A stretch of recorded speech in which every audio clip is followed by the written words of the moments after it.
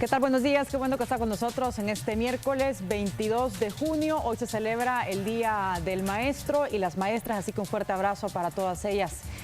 Estamos en vivo a través de Radio Nacional en el 96.9 del FM. Tenemos abiertas las redes sociales a través de Twitter y también en el Facebook. Esta mañana tenemos como invitada a la presidenta de la Asamblea Legislativa, Lorena Peña. Para este día miércoles, por cierto, está adelantada la plenaria legislativa. Con ella vamos a abordar algunos temas de actualidad vinculados directamente al quehacer legislativo, como la reforma de pensiones que se discute y el refinanciamiento de la deuda solicitado por el Ejecutivo. También no dejaremos de lado temas que han generado diversas críticas en los últimos días, como el nuevo sistema de votación estrenado por la Asamblea Legislativa. Presidenta, ¿cómo está? Bienvenida. ¿Qué tal? Buenos días. Un placer estar nuevamente con ustedes. Un abrazo a los maestros y a las maestras en su día.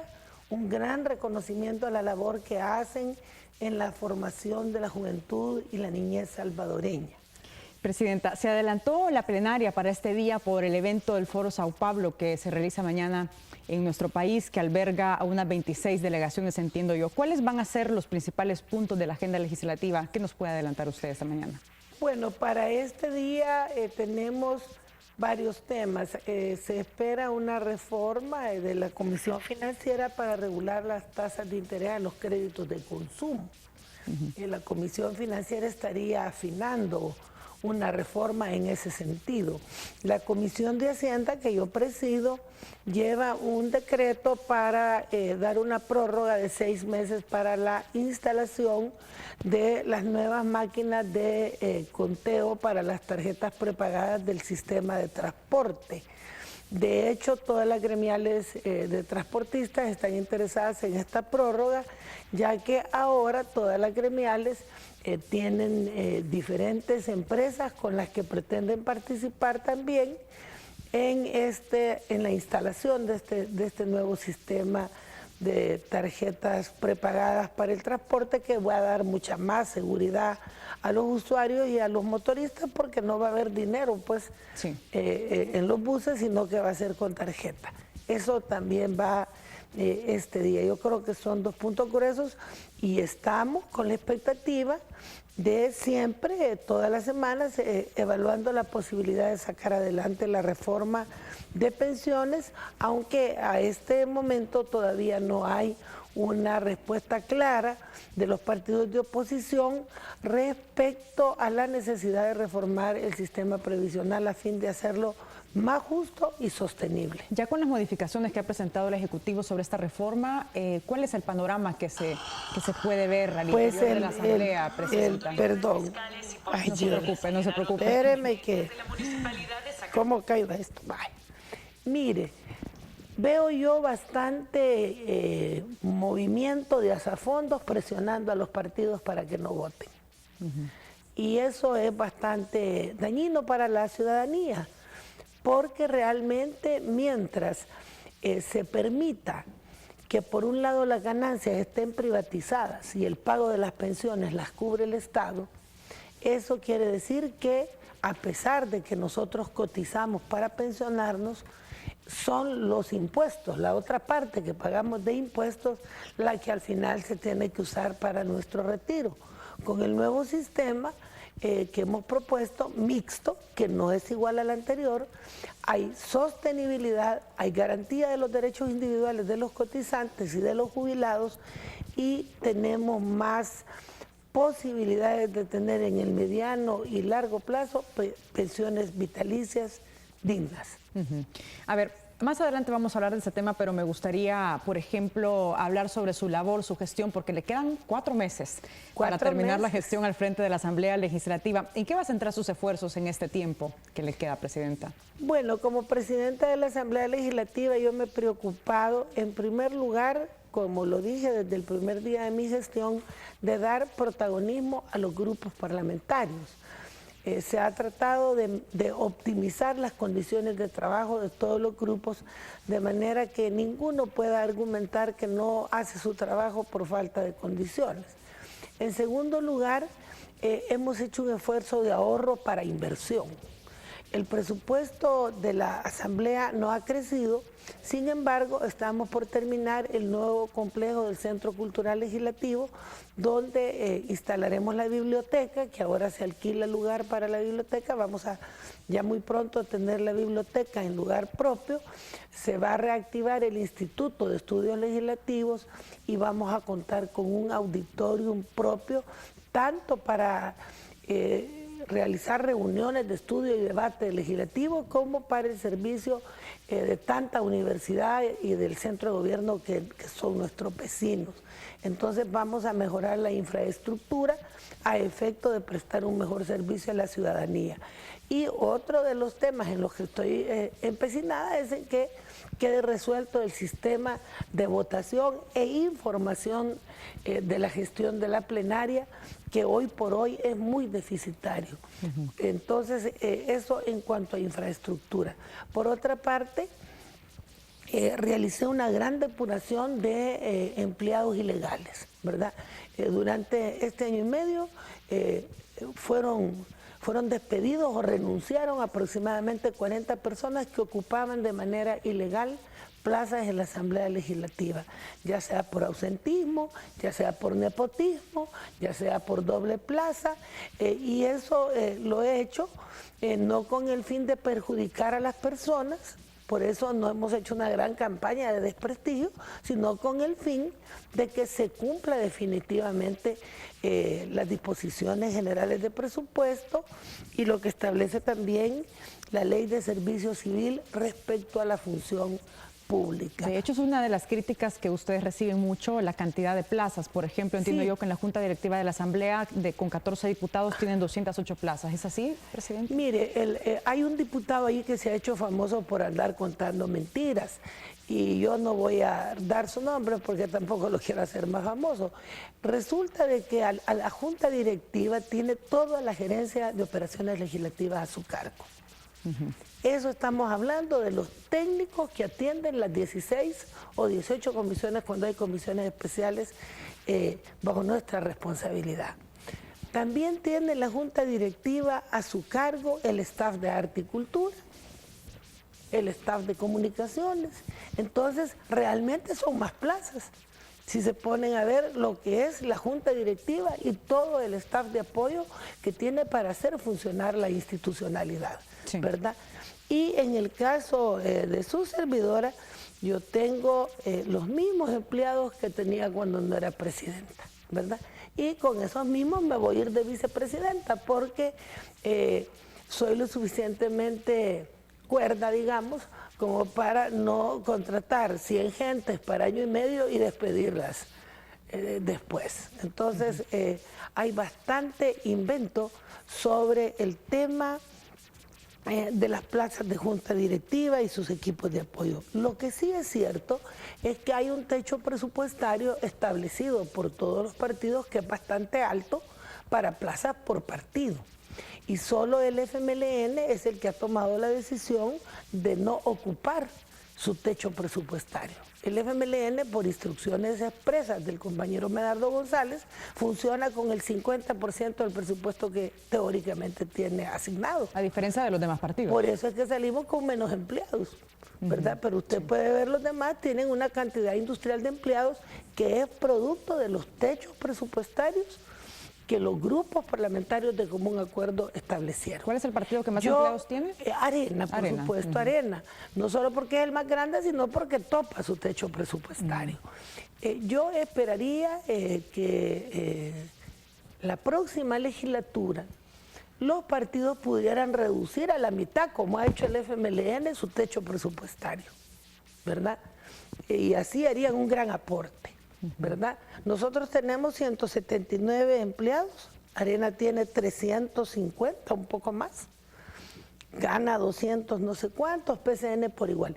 Y luego esperaría que en la nueva legislatura los grupos parlamentarios también pudieran regular de mejor forma sus contrataciones, ¿verdad? Porque hay diferencias salariales y siendo puestos de confianza uno no tiene como presidente la autoridad para decirle al jefe de fracción X, ese que es de confianza tuyo a mí no me gusta, porque son puestos de confianza. Entonces yo creo que todavía hay mucho que caminar. En el otro tema que hemos mejorado sustancialmente, y espero que así continúe el nuevo presidente, es la transparencia. Nosotros pasamos de tener 4.5 de calificación de transparencia a 7.5 en año y medio. Y yo esperaría, cerrando la legislatura, con la mejora que vamos a hacer en el sistema de votación, llegar al 9. Porque con el nuevo sistema de votación nada va a estar oculto bajo el sol de lo que ocurre en el quehacer del plenario.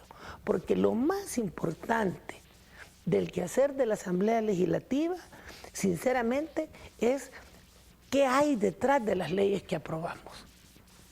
No podemos estar distrayendo a la ciudadanía con un rotulito LED y que por el otro lado no se fijen si suben o bajan las tasas de interés que implican millones de dólares para la ciudadanía.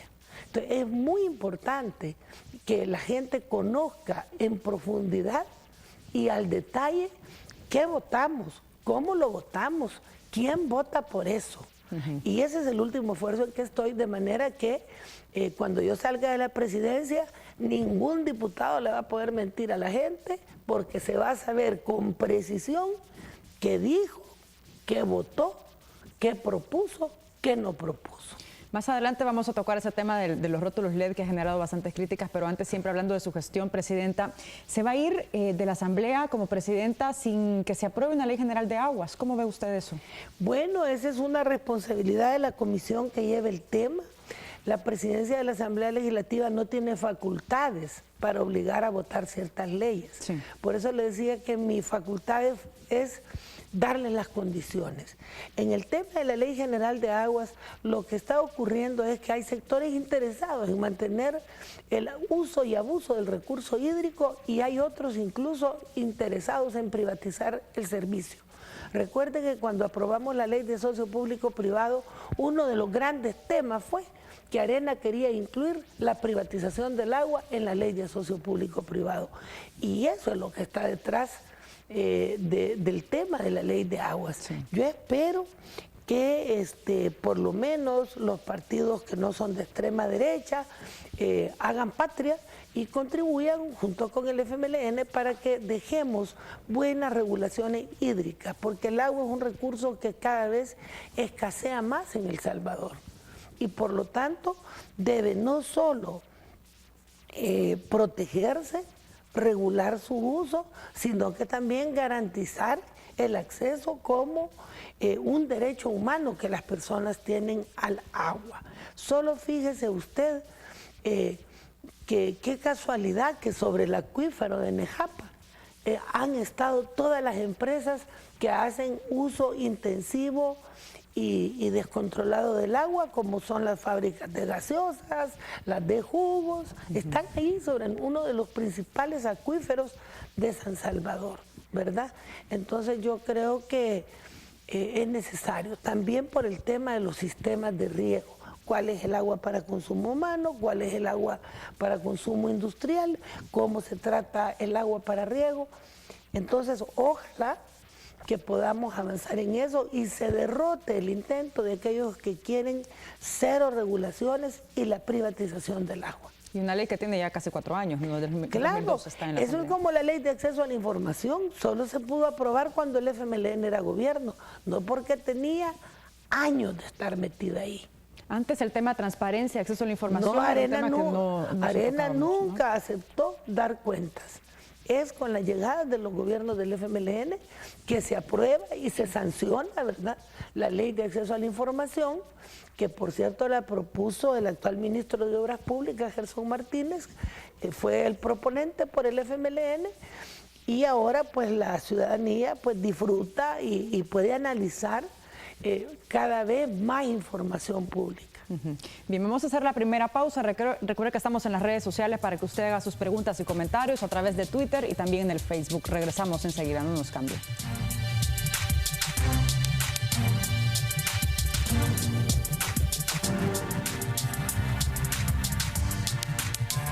Muchas gracias por su fiel sintonía. Conversamos esta mañana de miércoles con la presidenta de la Asamblea Legislativa, Lorena Peña, cuando son las 7 de la mañana con 17 minutos. Y ayer, presidenta, como sabe, el presidente Salvador Sánchez Serén lanzó un programa de medidas extraordinarias en materia de prevención, pero también un programa dirigido para jóvenes, oportunidades de empleo que tanto los jóvenes necesitan en nuestro país. A propósito, Jorge Dabú, expresidente de la ANEP, reaccionó en su cuenta de Twitter y vemos en pantalla, y lo voy a leer para las personas que nos escuchan en radio, lo que dijo. Dice: el gobierno da tregua a los asesinos, dinero a los que no estudian y no trabajan y palos a los que buscan progreso. ¿Qué futuro nos espera, presidenta? ¿Cuál es su postura y su reacción ante esa declaración de Jorge Dabú?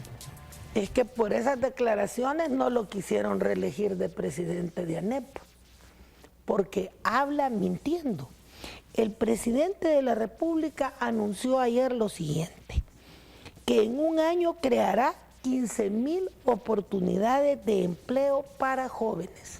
15,000 oportunidades de empleo para jóvenes, que serán reparadas 704 escuelas para fomentar la reinserción de estudiantes en esas escuelas, que se atenderán a 5,000 víctimas de violencia y que se van a movilizar a 10,000 privados de libertad a labores de servicio público. Es decir, que en vez de que solo estén comiendo, los va a poner a trabajar.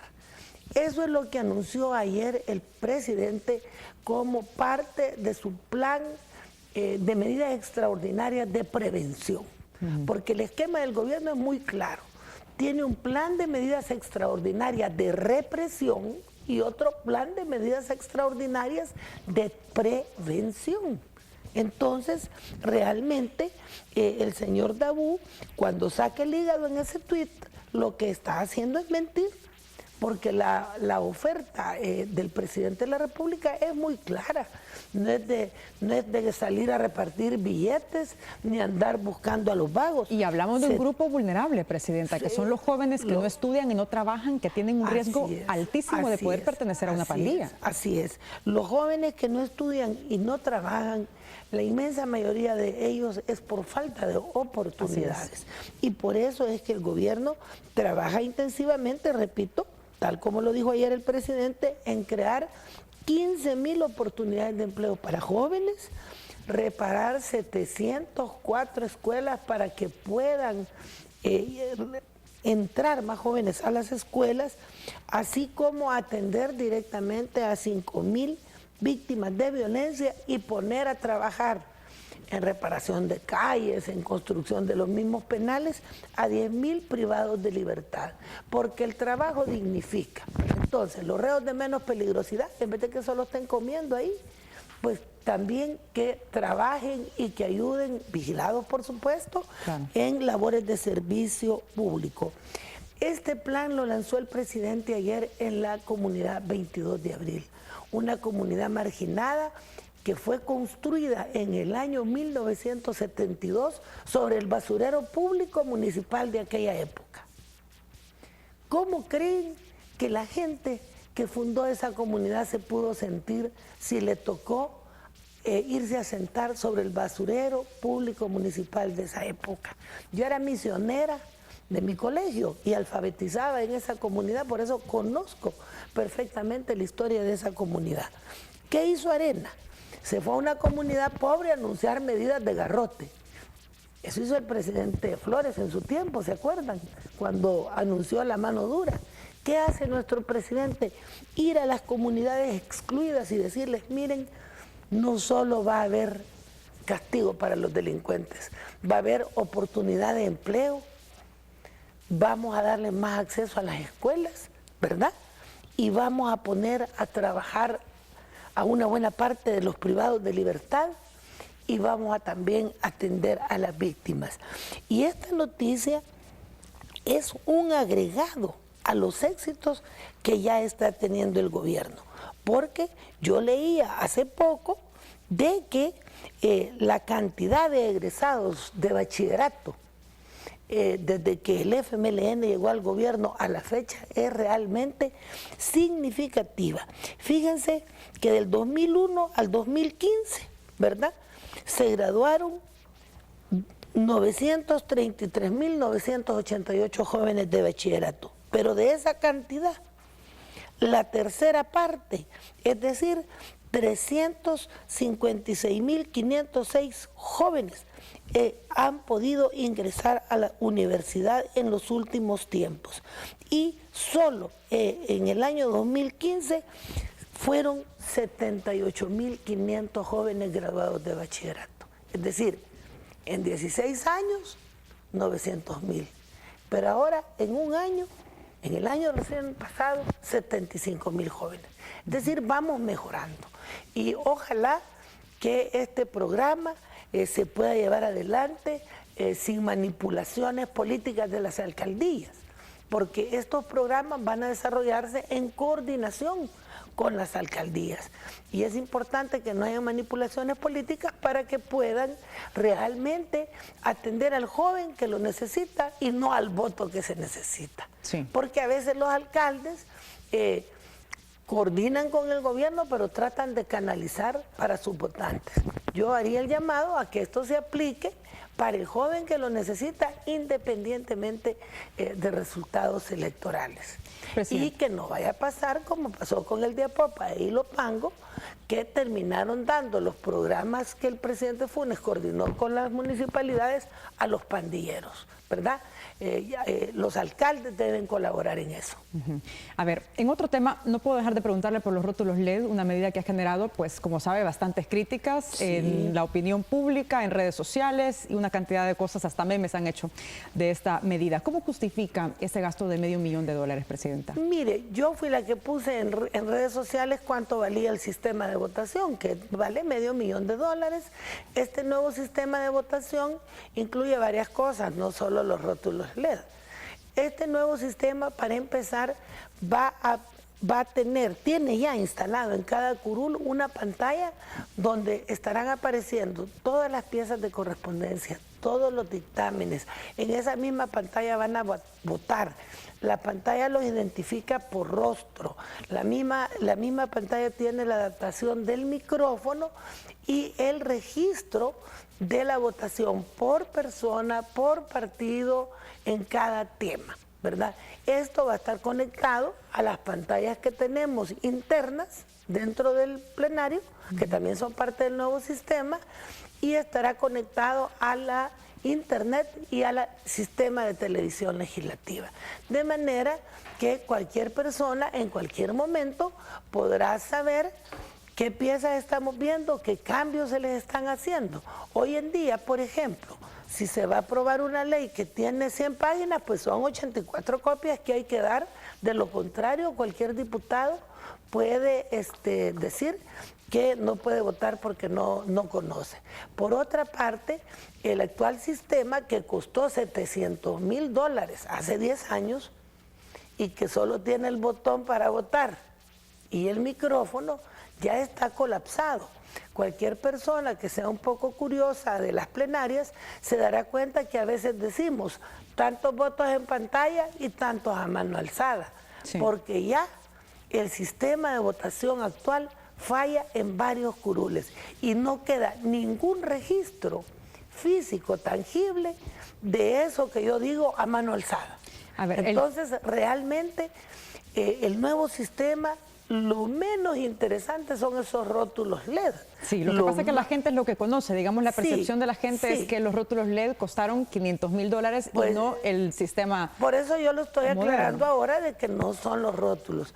Ayer decían en la directiva que los rótulos son feos, pero es que el problema es que cambian de diputado, ponen suplente y siguen votando con el nombre del anterior. Ahora, con esos rotulitos, automáticamente también va a saber usted quién está sentado ahí. O sea, es todo un sistema. No es un problema de que seamos bayunquitos y queremos parecer arbolito de Navidad, sino que es todo un sistema que obliga a que esté debidamente identificado por su nombre el propietario o el suplente que está en funciones. Entonces, ese es el nuevo sistema, lo necesitamos. Me han dicho que hay gente pobre, pero yo creo que más pobre va a ser la gente si no es transparente el sistema de votación y de información de las leyes de nuestro país. Sí, ahora bien, en un contexto, presidente, en el que el Ejecutivo está buscando fondos para refinanciar deuda, fondos para medidas especiales para la seguridad, ¿ve usted oportuno un gasto de esta naturaleza? Por ejemplo, más que oportuno, porque no puede haber legislación insegura. Sí. No hay nada más peligroso para una democracia que un sistema de votación inseguro. Pero no se pudieran haber esperado 1 año, 2 años, por ejemplo, para... Yo he ahorrado en gastos, he suprimido viajes, he suprimido comida, no hemos pedido un centavo más para este sistema de votación. Entonces yo creo que era oportuno hacerlo, porque un mes más que pasemos así o 2 meses más, volveremos al voto a mano alzada. Y ese retroceso no se lo puede permitir nuestra Asamblea Legislativa. A ver, diputados del Partido Arena han reaccionado y han criticado también esta medida. Por ejemplo, el diputado Juan Valiente dijo recientemente que sí, es cierto que el sistema pues está obsoleto, pero que no era una prioridad. Él no es directivo, entonces que reclame a sus directivos. Él que reclame a sus directivos. Nosotros somos los encargados de la administración. Él se equivoca, por ejemplo, él cree que cuando pide permiso sin gozo de sueldo no cuesta nada al Estado, ¿se ha fijado? Dice, yo viajo y no cobro, pero a su suplente le tenemos que pagar. Entonces, sinceramente, ahí se da mucha manipulación electorera. Nosotros necesitamos un sistema de votación seguro y necesitamos que la gente sepa qué vota cada quien. Peor ahora que hay voto por rostro. Este sistema va a poner en pantalla cómo votó cada fulanito. Y las personas van a poder informarse y saber claro, cómo votó. Eso va a estar en línea directa con el sistema nuestro de web y de televisión legislativa. Bien, nosotros hicimos una pequeña encuesta en las redes sociales el día de ayer en nuestra cuenta de Twitter. ¿Sobre los rótulos o sobre el nuevo sistema? Lo hicimos sobre el nuevo sistema digital. Porque si es sobre los rótulos, la gente va a decir que es una bobería. No. Dice, ¿cree que la Asamblea Legislativa ha dado dado suficiente información sobre el uso del nuevo sistema digital? Un 12% dice que sí y un 88% dice que no. Entonces, quizás aquí hay un tema, Presidenta, de que la gente no está suficientemente informada, por lo que dice usted. Solo se remiten a los rótulos y no a un sistema moderno, ¿no? Claro, y también no están informados de que las AFP nos roban dinero prácticamente. O sea que, ¿qué tema priorizo yo ante la agenda? ¿Quién pone la agenda en este país?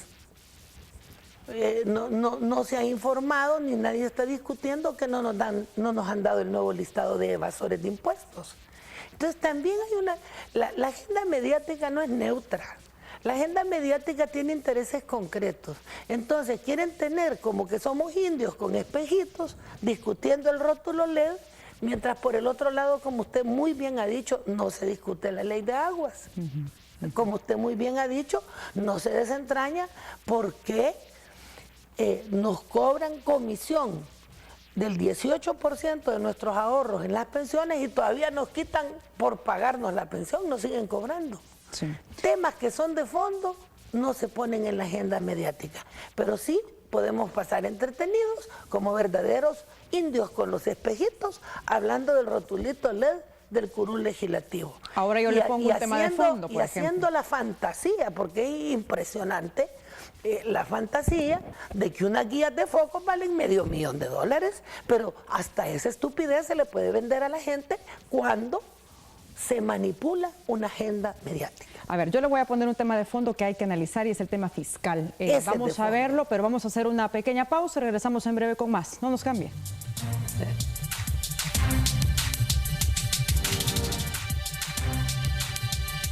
Bien, estamos hablando de diferentes temas con la presidenta de la Asamblea Legislativa, Lorena Peña, y en este bloque nos vamos a detener en la parte fiscal, presidenta, porque el secretario Roberto Lorenzana este lunes en este espacio denunciaba una serie de estrategias para ahogar financieramente al Ejecutivo, dejando en suspenso el acceso de los $900 millones por parte de la Sala y ahora la emisión de los eurobonos, 1.200 millones para refinanciar deuda de corto a largo plazo. ¿Cómo lo ve usted? Bueno, yo quiero en primer lugar decir de que el gobierno ha incrementado sustancialmente sus ingresos. Eso es una verdad innegable. Y este mismo año estamos recaudando más ingresos que el año pasado. Y Arena dice, ¡ay, ha tenido tanto dinero! Bueno, pero ahora le damos zapatos, uniformes, útiles y alimentación a 1.500.000 alumnos y alumnas que antes no tenían ese servicio.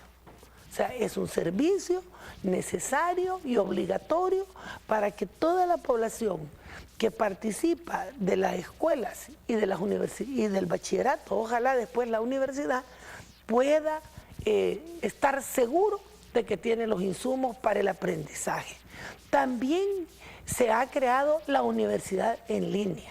También pasamos de 150.000 paquetes agrícolas a 450.000. Eso ha tenido una repercusión en la agricultura, en el empleo, etcétera. Entonces, no basta solo decir que hay más dinero, sino que nos tenemos que dar cuenta de que para que el país de verdad salga adelante hay que invertir en educación, hay que reactivar la agricultura y hay que invertir en la infraestructura. En lo que tenemos del gobierno del FMLN, ayer leía de que son 300 kilómetros de carretera nueva que ha construido el Ministerio de Obras Públicas, porque teníamos la red vial basura de Centroamérica hasta antes del 2009, ¿verdad? Yo trabajaba en el Parlacén y me daba un gran sentimiento porque cuando pasábamos de un país a otro, entrando a El Salvador y entrábamos a los baches. Ahora cada vez más tenemos mejor infraestructura. Ahora, ¿cuál es el problema fiscal que tenemos entonces? Bueno, hay, digamos, 3 problemas fiscales que debemos resolver.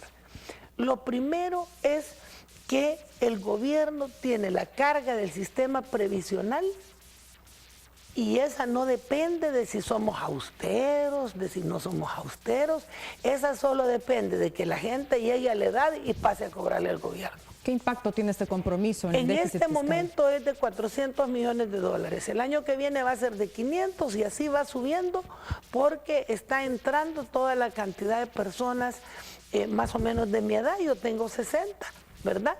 Que están entrando a la jubilación y además están con los privilegios que dejó el gobierno de Arena, el último gobierno de Arena. Y toda esa es una carga que le va a caer al gobierno.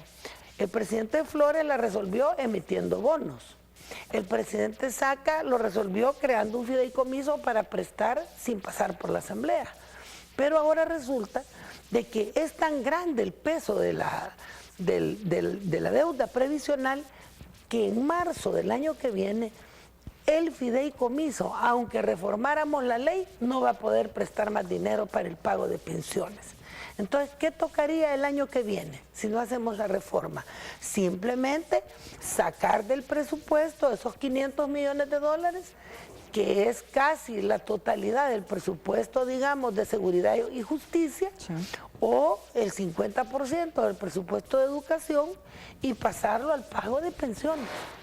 Entonces, es necesario, es inevitable una reforma de pensiones para darle sostenibilidad a la pensión. Pero por otra parte tenemos otro problema fiscal, es la deuda pública. De la deuda pública la tercera parte es de pensiones. Del déficit fiscal la mitad es de pensiones. Entonces nuestros indicadores fiscales se ven afectados por esta situación y al afectarse nuestros indicadores fiscales, las tasas de interés a las que nos prestan son mayores, porque entre comillas tenemos más riesgo. Entonces es una gran irresponsabilidad no hacer la reforma previsional del sistema de pensiones. Ese es un punto. Tenemos otro punto.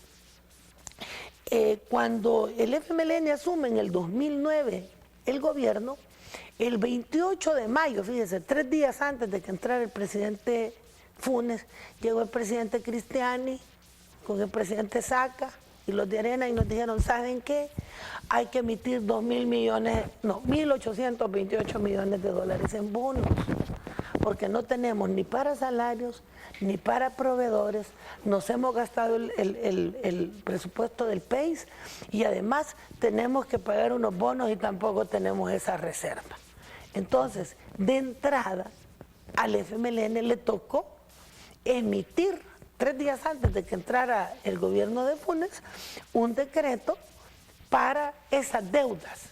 Y ellos decían que nos habían dejado con dinero, si ustedes recuerdan, decían que era la mesa limpia. Yo decía que nos habían dejado barrida la mesa porque no nos quedaron recursos, sino que simplemente fue para pagar las deudas que ellos tenían. Sí. Pero ese mismo año ellos nos dejaron un arrastre de 400 millones de dólares a pagar en el 2010. Ese arrastre se ha venido reduciendo.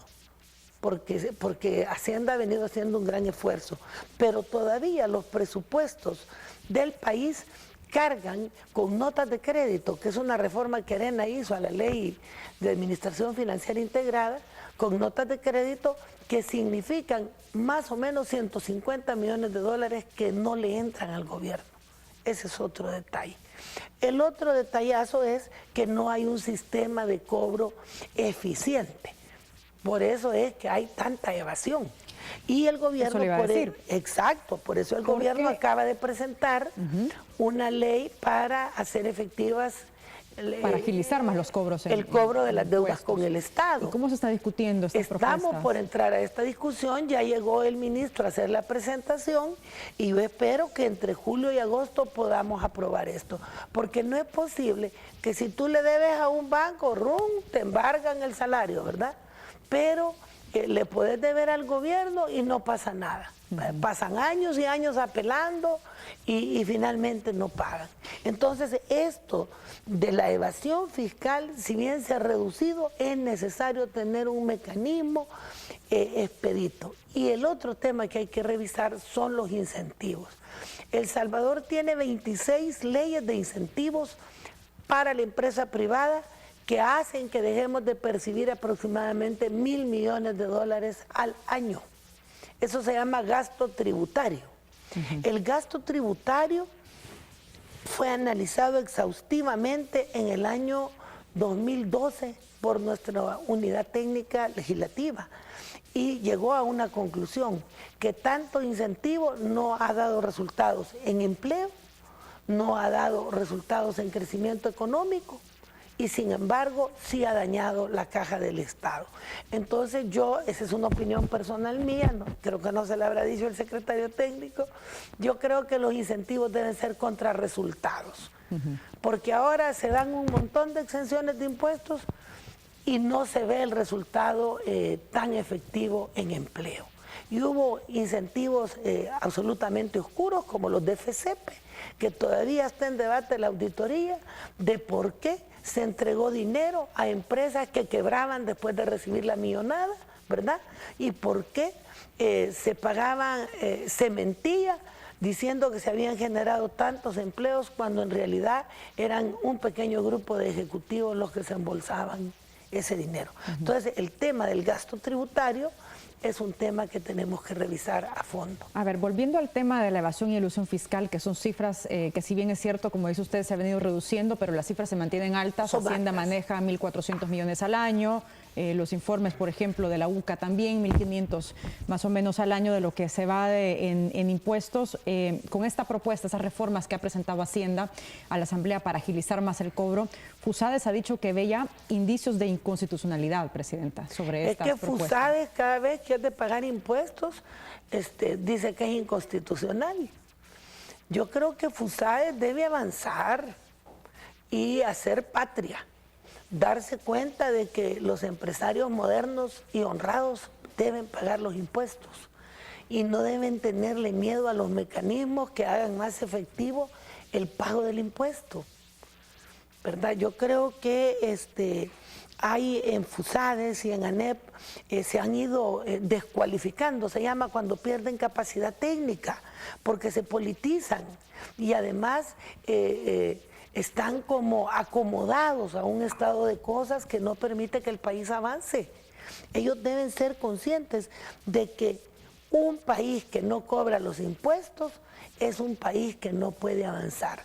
Así como también estoy de acuerdo yo que el gasto que hagamos sea, primero, pertinente, es decir, que se gaste en lo que hay que gastar. Segundo, modesto, no tenemos por qué gastar en lujos. Y tercero, debe ser oportuno. Yo sí estoy de acuerdo en que el gasto debe ser pertinente, modesto y oportuno, pero al mismo tiempo debemos también asegurar que los ingresos se cobren adecuadamente. Bien, vamos a hacer la última pausa. Venimos con sus preguntas y comentarios en las redes sociales. No nos cambien. Yo creo de que es importante que las personas entren a la web del Ministerio de Hacienda y busquen los datos de pensiones. Y yo considero que la ciudadanía debe reflexionar si es justo que de su ahorro las AFP se lleven el 18% y la pensión privada solo les dure 6 años y que después tengan que pasar a una pensión mínima del gobierno que no tiene ninguna fuente de financiamiento.